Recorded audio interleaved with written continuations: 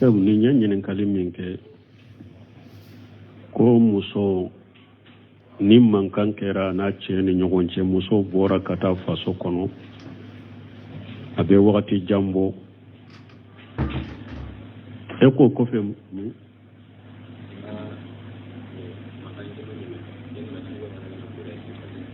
ko a bɔra ka taa faso kɔnɔ mankan bɛ na a cɛ mankan ma ba o kɔfɛ ni cɛ wɛrɛ bɔra a nɔfɛ a bɛ se ka di la ni mankan bɛ muso n'a cɛ ni ɲɔgɔn cɛ n'a taara faso kɔnɔ furancɛ janyana cogo o cogo ko damadɔ bɛ a b'olu dɔ la kelen de kɛ imma cɛ n'a fɔ n ye muso bila cɛ na muso bila n'a ka i da sigi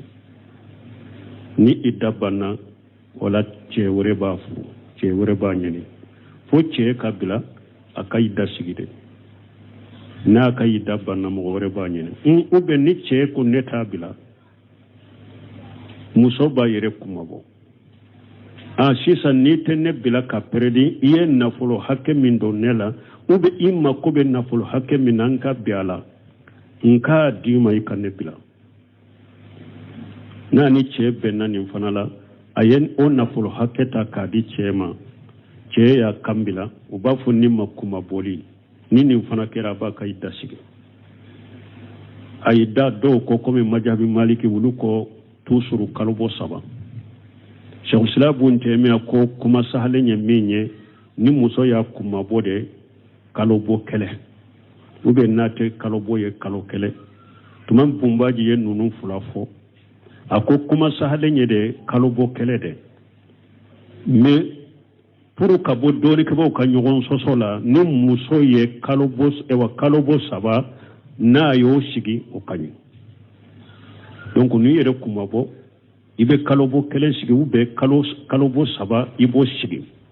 o de b'i bɔ dɔɔnikɛbaw ka ɲɔgɔn sɔsɔ la o ka ɲi i bɛ kalo bɔ 3 i b'o sigi donc n'a y'o sigi i da banna cɛ wɛrɛ bɛ se k'a ɲini nin ye filanan ye ou bien sabanan ni nin fila dɔw la kelen ma kɛ ni a bɛ jamana kɔnɔ kiiri bɛ a taara kiiri tigɛyɔrɔ la mahakama silamɛya kiiri tigɛla ye furu lajɛ ka furu bɔ muso ni cɛ ni ɲɔgɔn cɛ a ye furu guruja k'u bɔ ɲɔgɔn cɛ donc o fana ni furu gurujara muso ya a ka i da sigi da banna wala cɛ bɛ se ka ɲini nin de la mais ni saba min filɛ nin ye ni ninnu dɔw la kɛlɛ si ma kɛ hali bi a bɛ cɛ ka compte de la a tɛ daga cɛ wɛrɛ ka ɲini furu la ka furu o tɛ daga fo nin saba dɔw la kelen de ka kɛ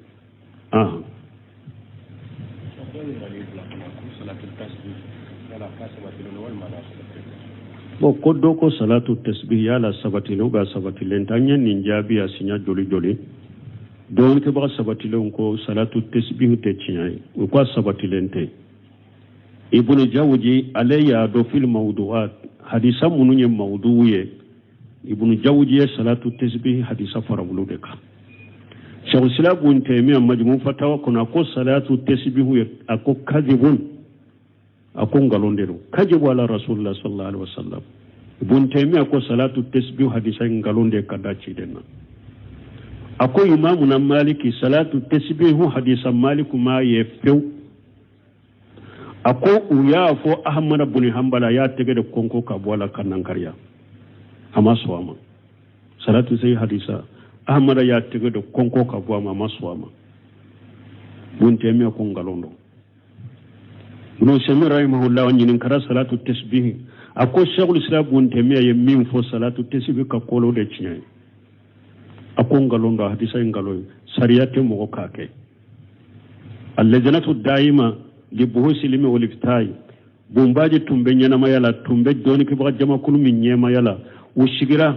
salatu tasbih jaabu la u ko aya si tɛ kuranna kɔnɔ ni salatu tasbih bɛ se ka ɲɔgɔn ta hadisa sahlen si tɛ ni salatu tasbih n'a bɛ se ka ɲɔgɔn ta u ko hadisu munkaru u ko salatu tasbih hadisa kɔnɛ u ma kuranna aya si ye min ni hadisa bɛ se ka ɲɔgɔn ta u ma hadisa si ye min ni hadisa bɛ se ka ɲɔgɔn ta u ko hadisa kɔnɛ do ko kɔnɛ do awa u ko a tɛ daga silama k'a kɛ sariya tɛ silama kana kɛ sariya tɛ sunu shagal banika kitabu benne bolo ayek ewa abu dawuda sahih nasai sahih turmiji sahih ibn majah aba sahanu nun kono li kulli jawadi kabwa doni ke bako to maswanga uko salatu tasbih hadisa kone hadisa min do sahlente ewa sariyate mo ka ke fana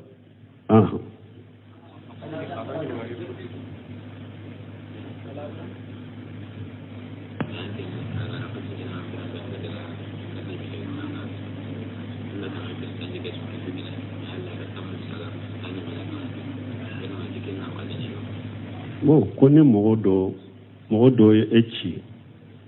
ko ka batru lichomu pirinyin kaye abe wori nati abe dosa ye ko tigi ko le batiri nyinin kalike ko wa kemen wa bisaba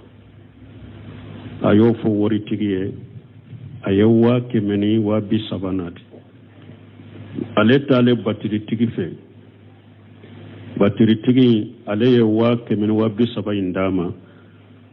o kofe batiri tigi nye wata saga ma ko ayo odi ale yerema o be chogodi itate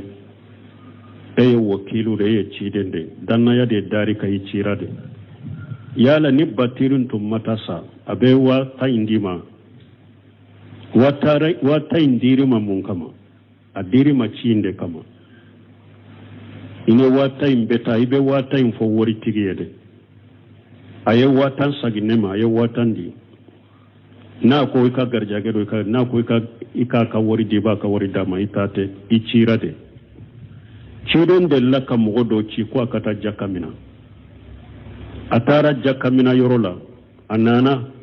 ako chide ma ko ewa jakam fuleninde me nindira ne yeredema chide nyokutu bakala yaro chide ya ka kutuba kala kachaya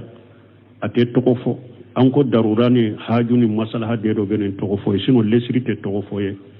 chide nyokutu bakala ko ma balo akwam ako mogo ka kibare jumaye mogo munna nyuci ko bila anka ci dola ubena kon ninde ya utaye nindira na yeredema ako munna atigi mashigi abaka sokono munna mashiga faka sokono aka laje min dira mai nubena dama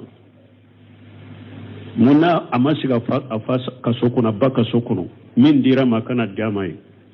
na nye mogo chiki bila chila ni nana meseli hake ni ya doko yomal kama do ibe nana ubafu ninche mo ibulutubiya hadisa ula wala ambe minfo itate de iye chidende e chira de dro dana ya de darika ye wakilu de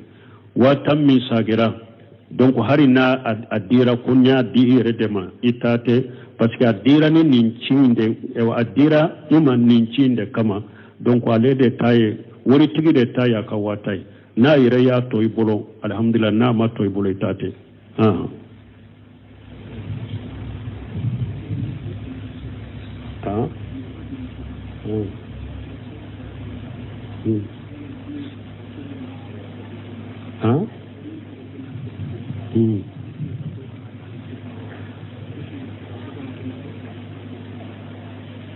bo koni mewa aba haketo ni cheye jane yake musonno fe aye den soro aye kono soro o denka denkundi atogona jamu ke be ke chogodi abani ba mo ba togo weleke chede tate ni jane yake musonno fe dento bolo chidon kwali waradu lil firas walil ahir al hajar chidon ko dembe dilantigi ma ako jene yakila kumantiya de biye hadisa dola chiden ko laysa li janiyatun waladu ako jene yakila denti bolo laysa li jani waladu ako jene yakila dente bolo donc de bade tado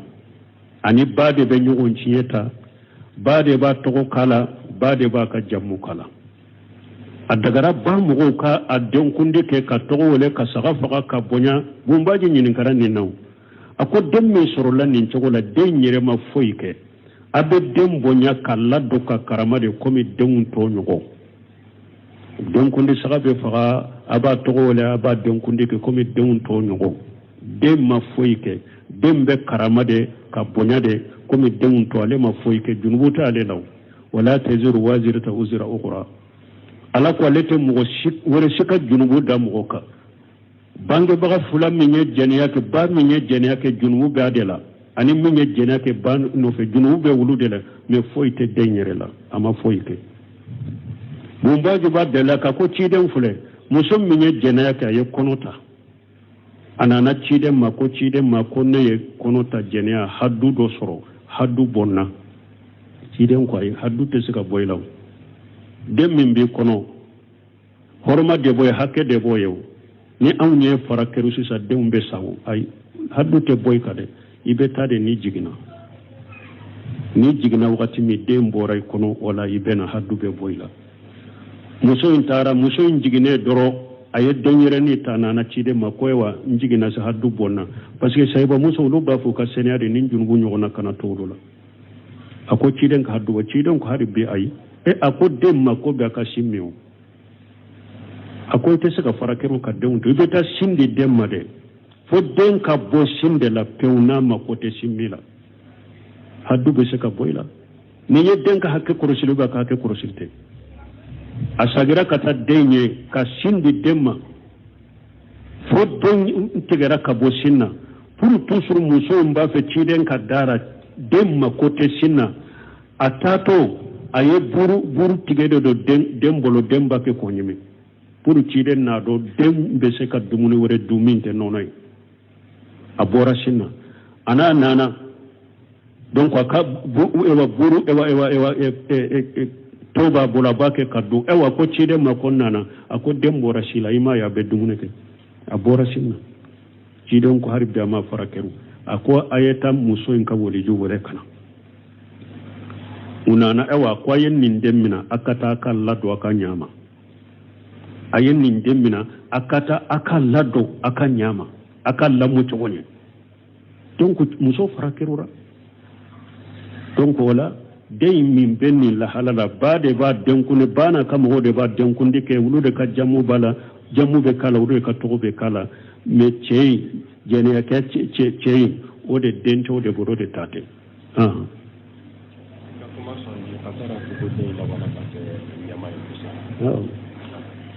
ko ka kuma soje ko ka tada to konnin dai ko allabana kanye ka kanye mai misra aw abe kanye mai inna akramakum la taqakum imamuna bukhari be bonda do ne naw babu imamatul waladu wal a'ma waladul baghi ataka kuma laban akonni nye bonda jon kalimamiya be chogodi fiye to kalimamiya be chogodi jene aka don kalimamiya be chogodi jon kan horolan kalimamiya be chogodi kata bonda laba tuma me nin fu mana jon kalimamiya be sahawa fiye to kalimamiya be sahawa jene aka don kalimamiya be sahawa jon horolan kalimamiya be sahawa ako qala rasulullah sallallahu alaihi wasallam li ya umma li qawm akhrawhum li kitabillah ako ciden ko mogo katteme mogo nye kam mogo la salli min yala ka kitabu kala ako ciden yala ka kitabu kala dende fo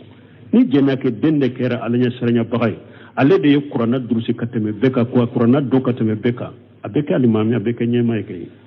fo ta alela inna akramakum indallahi atqakum ko alimami ni sirigo le tabla ko nyama na ko kale ni ya fara hasara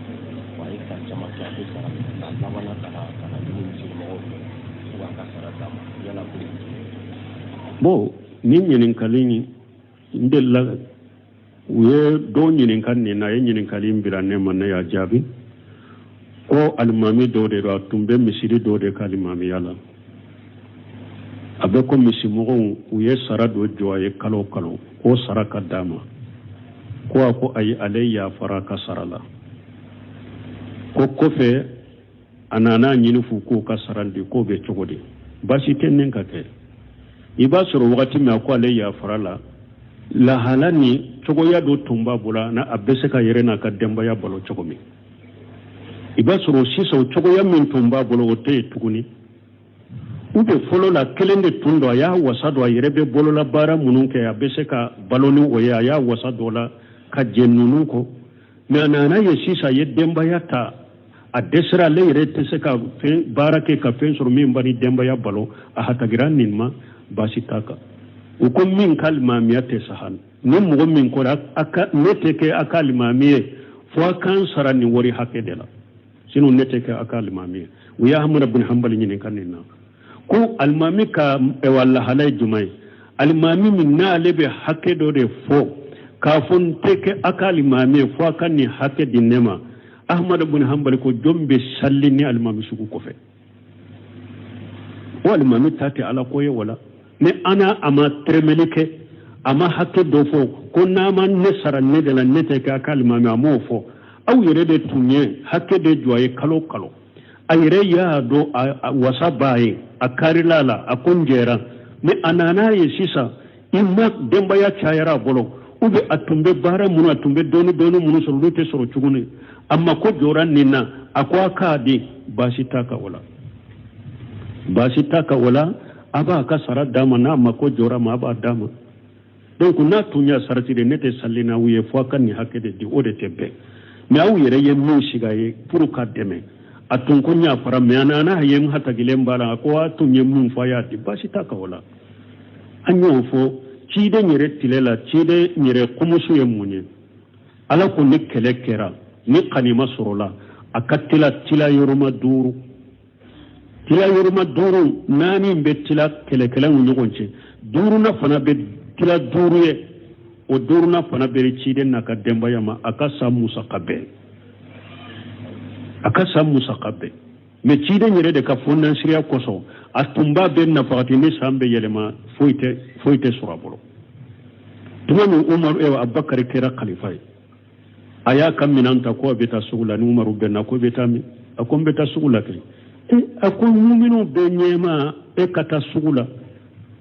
akon ni mota sugula ndemba ya be balo chogode akon tasi isa ge kata sibi umaru ye sebo faranyogonka ukabbiala hakim min kan katige ka di abubakar siddiq ma ana ka demba ya balo ubenno kade aw kalifon tobe be tumbo chogode la aw harib Silamiya sariya be jamana min kono komi Saudiya haribi ode be almami be Saudiya salli wala be Saudiya derisu dila be Saudiya be sarade gorre memba be ka sarada made adu yere sara min be dima yere ete seka ika saradu yere o yere be e wanyuma ya de kani sarakati kala hari ewa Sheikh Salih Fawzan fule atara muftiya min ko martabatul wazir yede fo atara ministriya min martabatul wazir mana ministri be palasi min ministri be saram min tawde be dama martabatul wazir jamana ministri be saram min ta ministri be palasi min ibe taw palasi de la ibe sarade donc on almami kan min ka jugu tremeli ode tebbe an ubente sallina wiye nama ninde di ode tebbe me aw yere ye min siga ye ko ba de menaye na kunjera o kopa nana hatagira ma ko ka di fenta ka wala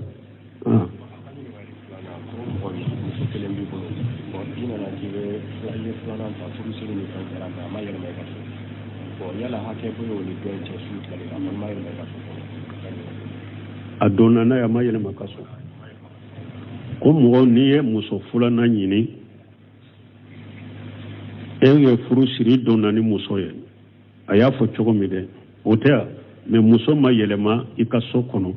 yala don tilale wajibira ni ka muso ni nyogonche ayi ni koni muso furaba faso kono tilenya ma wajibe eka ani mimbi polo sokono tilenya tika anu che folo fo ka yelema eka sokono de ni fawu ya anati yelema eka sokono wala ode da don tilale beke ani ewa ika muso mimbe so tilale beke no ache me na ba faso de kono donc wajibi te folo koy ka don tila ani mimbi bolo so ka don tila nu nyokon che fo akase e may ka so kono de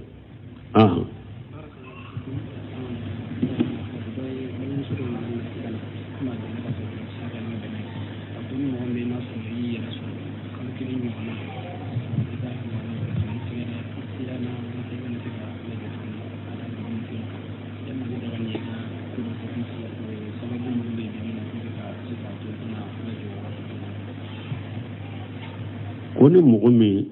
muso dore ko ni e kallada jora kalo kele nyanuguna me ebe sira ikana kono wereta jigini kofe ni kalo kele nyuguna e kallada jora e sirana e kana kono wereta abe daga ika furata ko kono chinyawa min minye kono chinyaliye abe chogoya la haramudo kono ba ka tile binani folo la kalo folo la ka chinya haramu fulana haramu sabana haramu nuka haramu ka giriyani nyukonyede na be la wajiyala ni ya chinya kasoro darurate sababute haramu na kera joli kuruye tile binani fulana ka chinya haramu tile binani sabana akela sogobuye ka chinya haramu ni sini darurate ka chinya haramu me na kera kalonnani de sannin fiyena ka kala kalonnani dafalen ko be ka chinya oyen nim fagade ote haramu dronye de iye mogo de faga ube nyogo nyen ni chogo de la donc ni shugo ni darura shite ni darurate ate daga ka kono nchiya de na ya soro balo chogo be deina dem min be shinna ni balo chogo were bala nono wula biboro wula wulu be se kadama ube o balo chogo de ke ube o de ke dena min be bolo me kono ite se ka chiya nin kono shugo be se ka chiya ni darura gelembede bana do de be musola ate se ka kono wereta dogotoro nyuma dana yama sabanani yafo la hala min benni musona bana min benni musona ujura min benni musona na ye kono wereta anka dogotoro doni la o kono jigili kasara bala banye bayin ka bua kono bayin ka bua la anka dogotoro doni kono bayin tese ka bua la ube bana min ba bala ani kono tese ka nyogon tade bana min be bala ka kono wereta aka bana yinni muso kono maya ute nyogon tade anka dogotoro yala aka bua la ka gele ni sugu na te kalo kelena nin kono be se ka chiya kono be se ka chiya nina basite nina bo den ko min fule ninye ibe se ka furatare ni eye dendo soro akera e kallada dembe da nyogonka ni e jigina ni kalo yere bado yere la ni kalo kele nyogona dro ibe se ka kono wereta nun sugu ba fo tanzimun nashili ka kono bila hakela sani ka kono ta ebe se ka furata pour français be se ka do kono ne nyogon chogomi ni muso minya do yere la ka fo minne ewa jigina koni ni ma furata français do ka do kono ne nyogon che ninka ewa kalo bo nana njigene kalo kele be se ka kono wereta nin nin keri kala riye nin do yere la don ke baw ko be daga ka furata nina ka kono bila muso to ka kono ta hakela pour kono français ka janya nyogona mais ni e mo kede fo e nana kono de ta ni balo chogo be mimbi bolo balo chogo re bola ibode ke kana nin kono tiya wa alaikum salam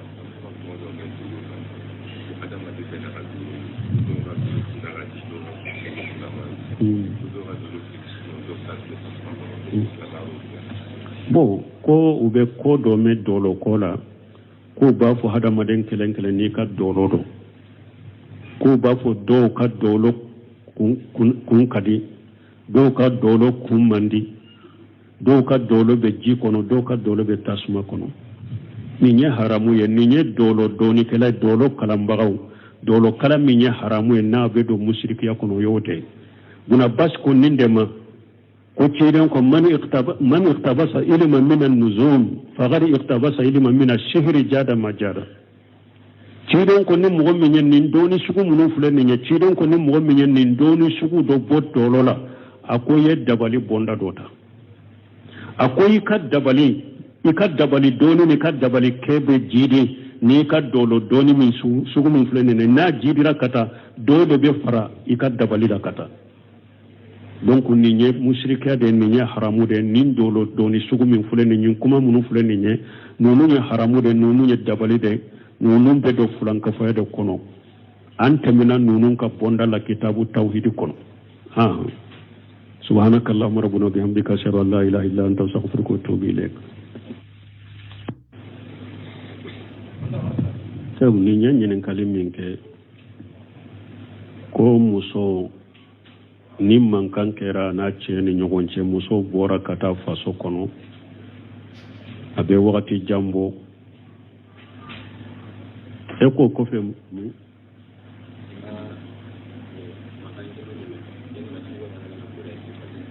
ko a bɔra ka taa faso kɔnɔ mankan bɛ na a cɛ mankan ma ba o kɔfɛ ni cɛ wɛrɛ bɔra nɔfɛ a bɛ se ka di la ni mankan bɛ muso na cɛ ni ɲɔgɔn cɛ n'a taara faso kɔnɔ furancɛ janyana cogo o cogo ko damadɔ bɛ a b'olu dɔ la kelen de kɛ imma cɛ n'a fɔ n ye muso bila cɛ na muso bila n'a ka i da sigi ni i da banna wala cɛ wɛrɛ b'a furu cɛ wɛrɛ b'a ɲini fo cɛ ka bila a ka i da sigi de n'a ka i da banna mɔgɔ wɛrɛ b'a ɲini ou bien ni cɛ ko ne t'a bila muso b'a yɛrɛ kumabɔ sisan n'i tɛ ne bila ka pɛrɛdi i ye nafolo hakɛ min don ne la ou bien i mako bɛ nafolo hakɛ min na n ka bɛn a la n k'a d'i ma i ka ne bila n'a ni cɛ bɛnna nin fana la a ye o nafolo hakɛ ta k'a di cɛ ma cɛ y'a kan bila u b'a fɔ ni ma kumabɔli ni nin fana kɛra a b'a ka i da sigi a y'i da dɔw kɔ komi majabi maliki olu kɔ toujours kalo bɔ 3 Cheikh Islam Ibn Taymiyyah ko kuma sahalen ye min ye ni muso y'a kumabɔ de kalo bɔ kɛlɛ ou bien n'a tɛ kalo bɔ ye kalo kɛlɛ tuma bunbaji ye ninnu fila fɔ a ko kuma sahalen ye de kalo bɔ kɛlɛ de mais pour ka bɔ dɔɔnikɛbaw ka ɲɔgɔn sɔsɔ la ni muso ye kalo bɔ 3 n'a y'o sigi o ka ɲi donc n'i yɛrɛ kumabɔ i bɛ kalo bɔ kɛlɛ sigi ou bien kalo bɔ 3 i b'o sigi o de b'i bɔ dɔɔnikɛbaw ka ɲɔgɔn sɔsɔ la o ka ɲi i bɛ kalo bɔ 3 i b'o sigi donc n'a y'o sigi i da banna cɛ wɛrɛ bɛ se k'a ɲini nin ye filanan ye ou bien sabanan ni nin fila dɔw la kelen ma kɛ ni a bɛ jamana kɔnɔ kiiri bɛ a taara kiiri tigɛyɔrɔ la mahakama silamɛya kiiri tigɛla ye furu lajɛ ka furu bɔ muso ni cɛ ni ɲɔgɔn cɛ a ye furu guruja k'u bɔ ɲɔgɔn cɛ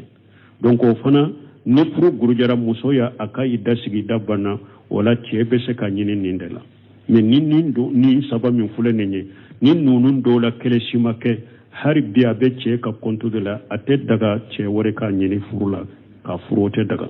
fo nin saba dɔw la kelen de ka kɛ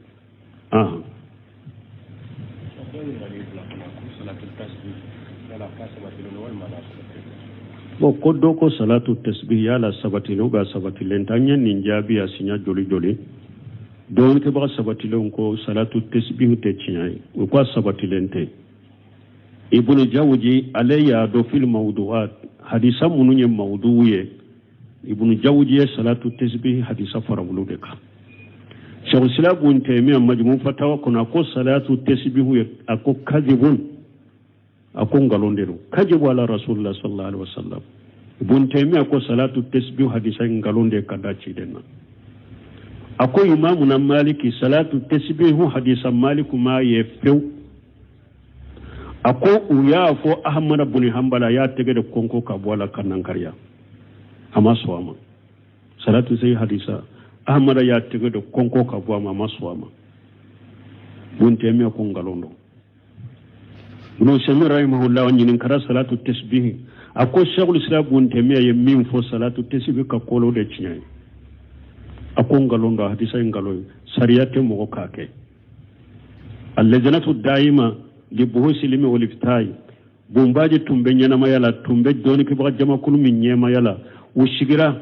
salatu tasbihu jabula uko aya site qur'ana kono ni salatu tasbihu bese ka nyogonta hadisa sahlen site ni salatu tasbihu na bese ka nyogonta uko hadisu munkaru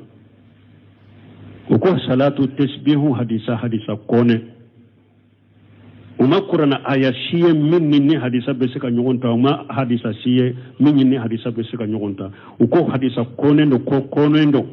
awa uko ate daga silama ka ke sariyate silama kana ke sariyate sino Cheikh Albani ka kitabu benne bolo ayek ewa Abu Dawuda Sahih Nasai Sahih Tirmidhi Sahih Ibn Majah aba sahanu nun kono mais li kulli jawadi kabwa don ke bako to ma swanga uko salatu tasbih hadisa kone hadisa min do sahalente ewa sariyate mo ka ke fana